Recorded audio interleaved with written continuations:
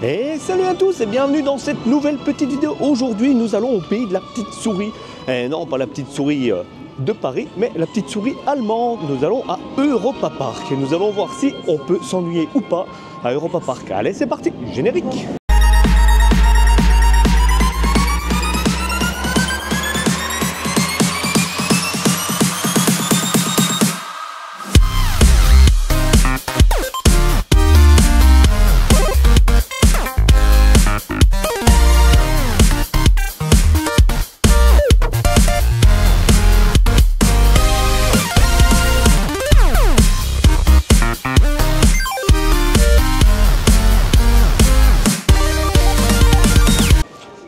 Bonjour Maxime Guény, c'est le créateur de Parcs et Loisirs Magazine. Vraiment un petit magazine qui est vraiment très intéressant pour les fans de parcs. Ou si vous voulez tout simplement vous intéresser à ce sujet. Bon, je ne vais pas vous refaire la petite histoire, hein. Vous avez déjà assez vu ça sur M6 et autres médias un peu... qui vous font beaucoup de désinformations, mais bon bref. Donc le parc a été créé en 1975 par la famille Mack et Mack qui construisent la plupart de leurs manèges. Il y a quelques exceptions dans le parc, le Silver Star qui est construit par B&M, un constructeur suisse, le Woodan, et je crois que c'est tout. Puis après le reste perso, moi ici, je m'en fous. Et on va commencer pour la première attraction du matin par le Silver Star, qui est dans le quartier français. Mais je ne savais pas qu'en France on fabriquait les Mercedes, parce que c'est sponsorisé par Mercedes. Bon bah, hein. Allez, let's go.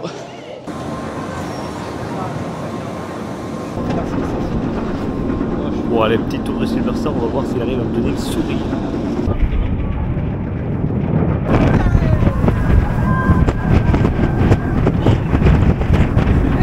Ah, il est désagréable maintenant, c'est une horreur.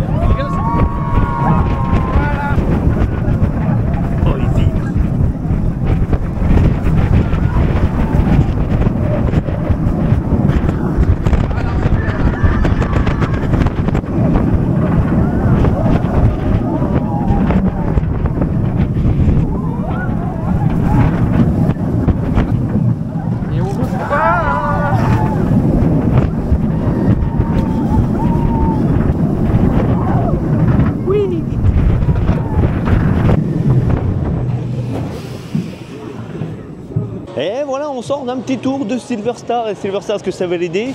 Pour l'instant, non. Allez, on passe à la suite. Comme vous l'avez compris aujourd'hui, ça va être est-ce que ça arrive à me déclencher un sourire? Je vais exagérer le trait vraiment pour le délire de la vidéo en fait. Mais le premier manège qui arrive à me donner un sourire ici, je le valide. Hein. Bon allez, on va aller faire un petit manège pour enfants. Le Pegasus. Allez, on va voir ce que ça donne.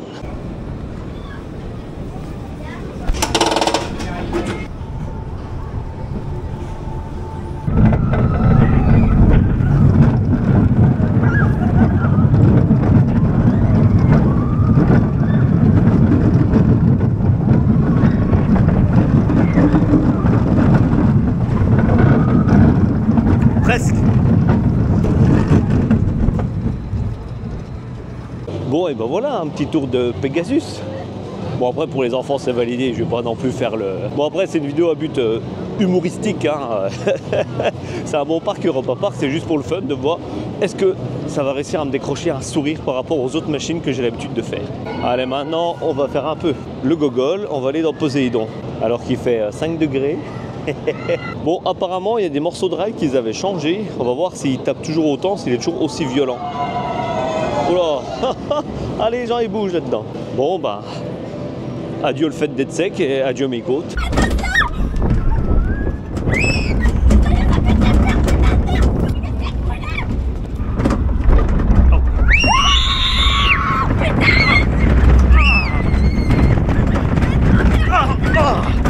Oh mais quelle merde. Il défonce les cuisses ce bâtard.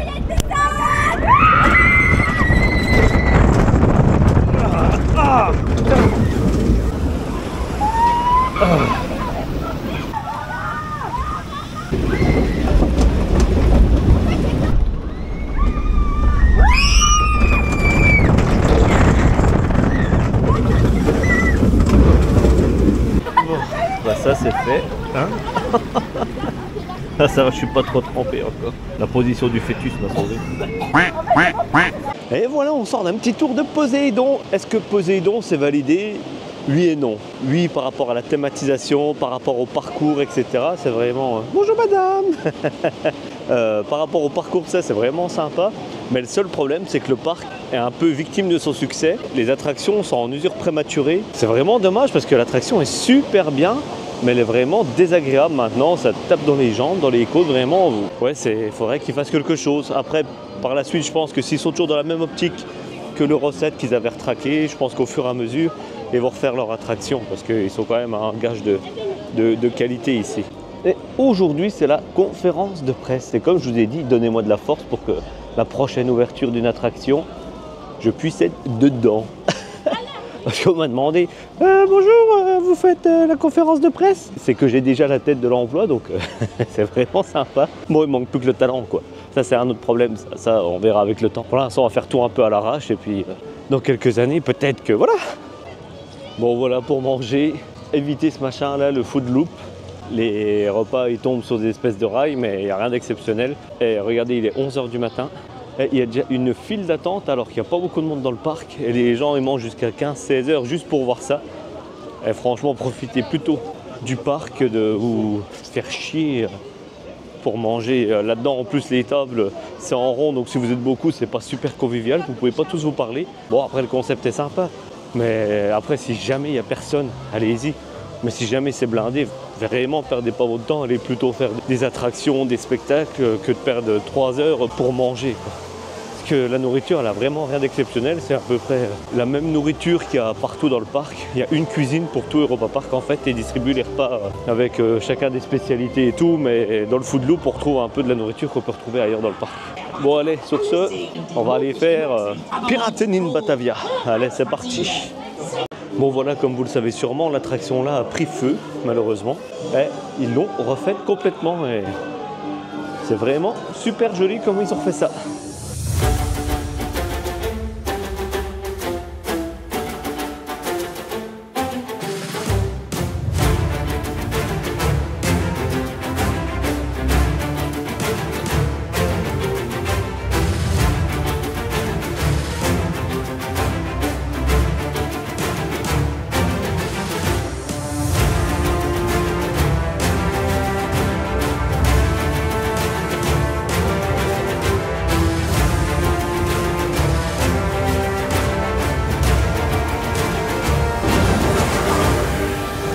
Et voilà, on sort de Piraten Batavia. Non, bon, ça y est, j'ai eu un sourire. Il est vraiment sympa ce petit Dark Ride. C'est vraiment une superbe attraction. Après, Europa Park, il est en concurrence en termes de visiteurs avec Disneyland Paris et Efteling. Efteling, c'est un petit parc, un gros parc aux Pays-Bas. Et si vous aimez les manèges style Piraten Batavia, eh ben franchement, foncez à Efteling, passez au moins 2 jours là-bas. Parce que la moitié de l'offre de Efteling, c'est des Dark Rides du niveau de Piraten Batavia, voire certains qui sont un cran au-dessus. Donc vraiment, foncez là-bas. De toute façon, Efteling, je pense que j'irai prochainement vous filmer parce que ça vaut vraiment le détour. Ça, c'est le quartier. C'est clairement un des plus beaux quartiers à venir voir, mais le soir. Et ça, c'est Snorri Touron, un autre petit Dark Ride qui a été fait pour faire la promotion de Rolantica, leur parc aquatique. Bon, il y a l'air de pas trop avoir trop de monde, donc on va aller faire un petit tour.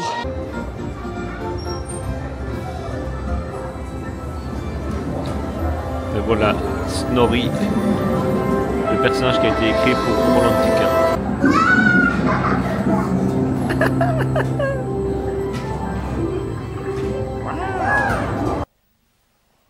Wow! Bon, clairement, ça casse pas 3 pattes à un canard, mais ça fait le taf pour les enfants, quoi. Et bien sûr, quand vous sortez avec vos enfants,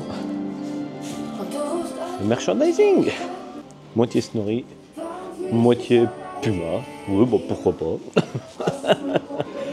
Je sais pas si je suis dans une zone commerciale ou dans un parc d'attractions, là. Ah ouais. C'est un parti pris, voilà. C'est Europa Park, et souvent des sponsors, des machins comme ça, c'est voilà, c'est... Bon, attention, ici, le sol est glissant. Je vous le dis parce que j'ai déjà vu des gens se ratamer ici. C'est super casse-gueule ici. Oula, oula, oula, oula. Je vais me prendre une faciale. Bon, et puis pour continuer la journée, voir si on peut s'ennuyer ou pas Europa Park, on va essayer ce bousin là. Bon, clairement, je vous le dis tout de suite, je suis pas du tout fan de ce machin et il me donne zéro sensation. Bon, ils ont un petit problème d'entrée, ils ont décalé l'entrée près du Wudang. Bon, bah, allez, on décale. Bon, après, on peut voir la qualité des quartiers. Non, franchement, c'est pas mal thématisé, je dois avouer. Je vais pas être mauvaise langue, c'est pas mal. C'est pas mal, ça va. Bon, et voilà clairement un mauvais splash battle. Si vous vous en rappelez, dans la vidéo de Frépertu, je vous montrais ce que c'était un bon splash battle. Et là, par exemple, le principe du splash battle de se faire la guerre, eh ben, il est complètement enlevé avec ces rochers. Donc en fait, vous pouvez pas vous tirer dessus, simplement. Là, il n'y a aucun canon au bord de l'eau, enfin au bord de l'attraction, nulle part. Voilà, vous pouvez vous promener là. Ouais, c'est sympa et tout, mais voilà, ça perd tout le sens de l'attraction. Bon, bah, on va pas chercher à comprendre. Hein. Voilà, c'est un splash battle sans le battle, quoi. C'est un splash. Voilà. Vous voulez faire un splash? Allez, on va dans le splash. L'entrée du Blue Fire est pour l'instant décalée vers ici. Et on va aller se faire le Blue Fire et je vous reprends après. Ouais,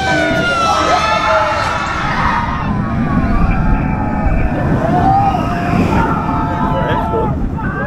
Là, on s'arrête. On est presque à l'arrêt. Ah, super.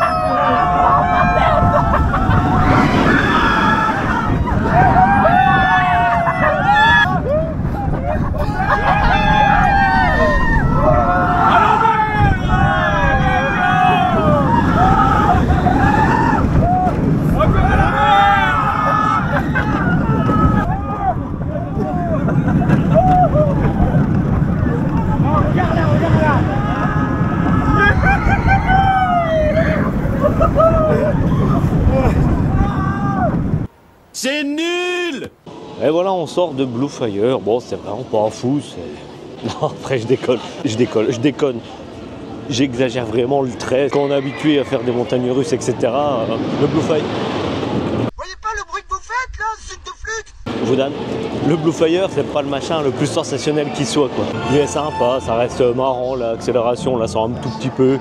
Les petites inversions et tout, ouais, voilà, ça reste un petit manège familial, quoi, pour la famille, un peu plus, quoi. Bon, allez, on se dirige vers Wudang maintenant. Ça, c'est pas construit par Mac, ça. Donc ça, j'aime bien, ça. Le gars qui est anti-Mac à Europa Park. Non, mais vraiment, c'est pour charrier les fans de ce parc. C'est vraiment juste pour les charrier un petit peu, en vrai, ça va. C'est pas le pire parc qui existe, Europa Park, c'est sympa, les manèges, ils sont sympas, c'est pas... voilà.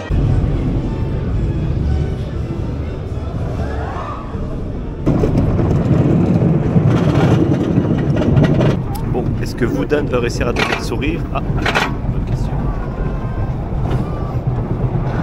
Je saurais déjà d'avance, c'est déjà perdu.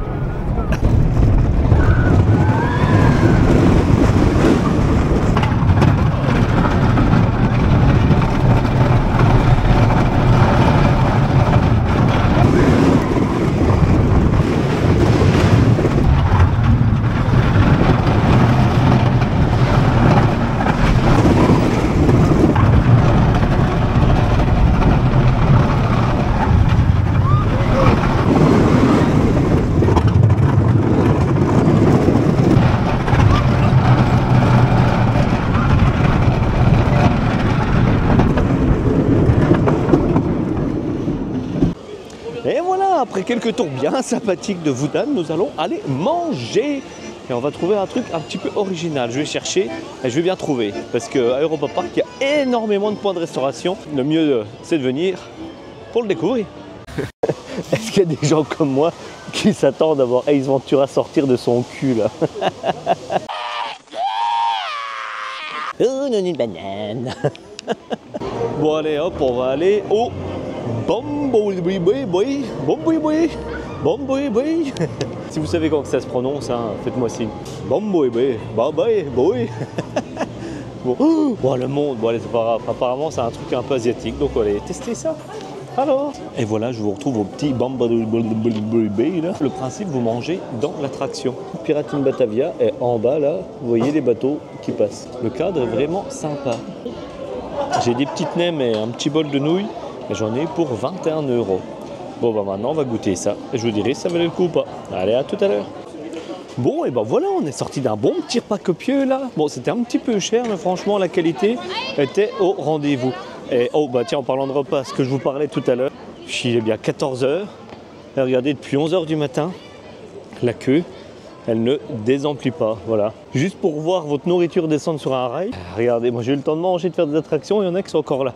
Après, globalement, la nourriture à Europa Park est vraiment bonne. Dans plusieurs endroits du parc, vous retrouverez les demi-poulets. Alors ça, c'est une institution à Europa Park. Je sais plus, pour 15 balles, vous avez la moitié d'un poulet, des frites, c'est vraiment sympa. Et moi, je vais chercher quoi faire. Je sais rien, j'ai rien envie de faire, franchement. J'aimerais bien faire Euromir, mais il tape maintenant, il vieillit mal.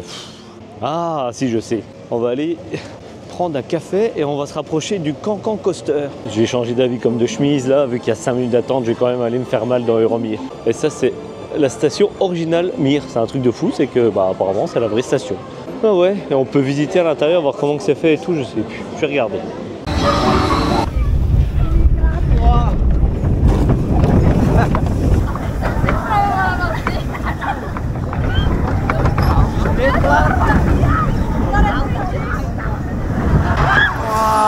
Bon, et ben voilà, on a fait un petit tour d'Euromir. Ouais, c'est pas trop mal. Bon, ça tape beaucoup, mais ça va, c'est acceptable.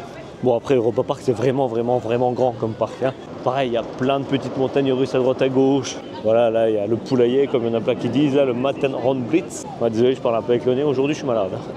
Voilà, après, vous avez plein de petits manèges, des flat rides un peu partout. Voilà, c'est vraiment une offre complète Europa Park. Bon, on va aller faire l'Eurosat, le Cancan Coaster maintenant, qui a été thématisé sur le Moulin Rouge. C'est le seul endroit sur Terre où ils ont le droit d'utiliser la licence Moulin Rouge, voilà.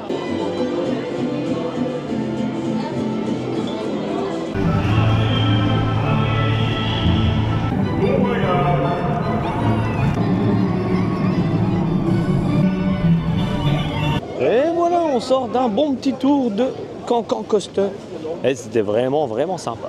Après, on aime ou on n'aime pas la nouvelle version. C'est vraiment affaire de goût, elle est vraiment bien à faire. Vous pouvez y aller les yeux fermés, vous allez vous amuser. Bon, après, aujourd'hui, c'est vraiment un rapide aperçu d'Europa Park. Je vous ai pas montré spécialement, mais il y a plusieurs endroits. Il y a plein d'attractions pour les enfants. Après, pareil, hein, vous avez des boutiques un peu partout, vous avez des spectacles, vous avez vraiment un peu de tout. Là, je me dirige vite fait vers la fin du parc pour vous montrer un peu l'avancée des travaux. Et après, moi, je vais terminer la journée sur Wodan et je reprendrai ce soir sur Voltron. À tout à l'heure.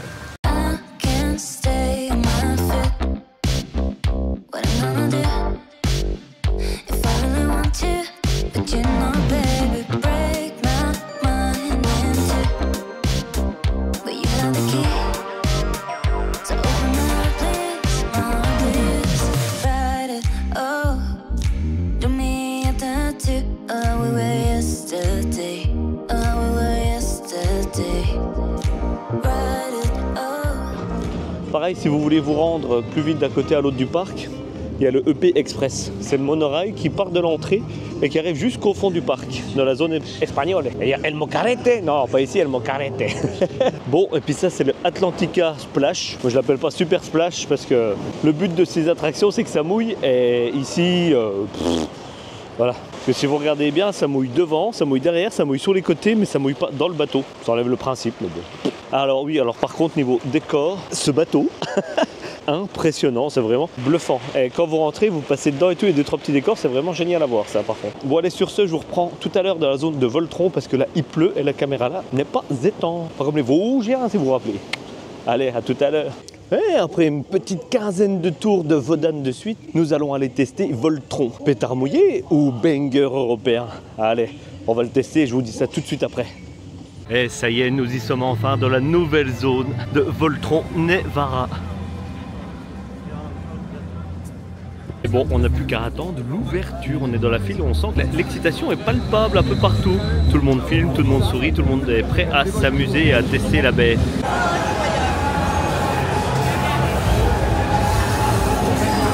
La file d'attente est monstrueuse. Waouh. C'est énorme. La file d'attente, elle est énorme. Wouh.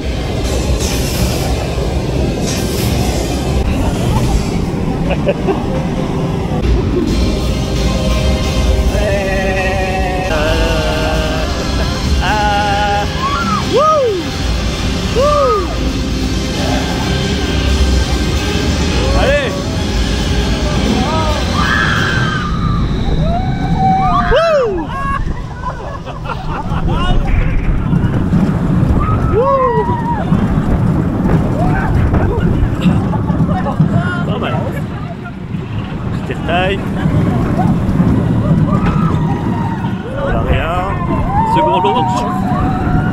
Ah, il trempe. Ah ouais.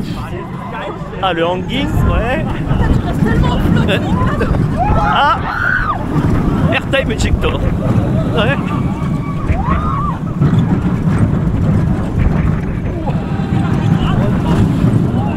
Ah, oh, les freins.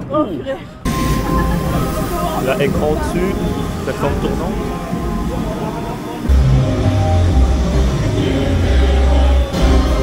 Allez, on enchaîne. Ouais, le launch est pas mal. En arrière, ça tire tellement. Ah ouais, là, ouais. Et là, Topat un peu moins fort que Carraro. Airtime.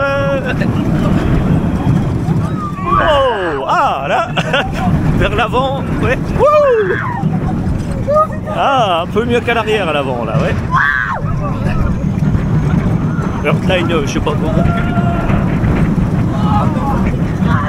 Un peu de G positif. Inversion style Blue Fire. Un léger airtime floating et on arrive en gare. Bon, ben, premier avis à chaud, il est pas trop mal pour Europa Park, c'est un bel ajout. On va aller réessayer ça une deuxième fois pour se faire un deuxième avis un peu plus poussé. Mais bon, allez, on valide quand même. Pour Europa Park, franchement, ils ont augmenté le step d'un niveau. Enfin un bon coaster à Europa Park. Ah. Wow.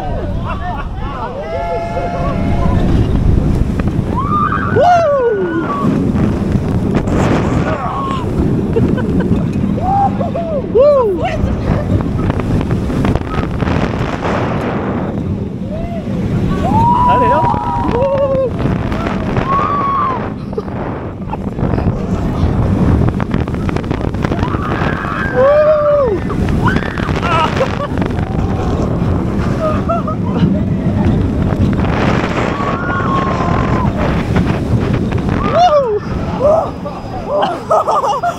Ah, d'abord, c'est quelque chose. Hein. Ah ouais, de nuit en plus. Ah, de nuit au first. Ah.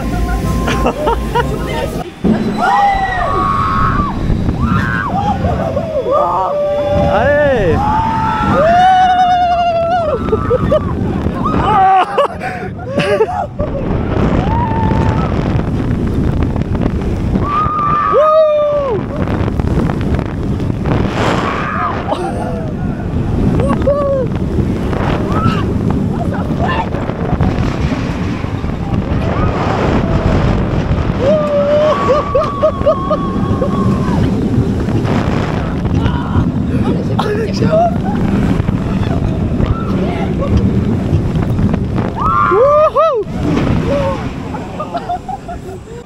Et bon, eh ben, je sors de plusieurs tours de Voltron, donc je l'ai fait au premier, au deuxième, au troisième, au quatrième rang.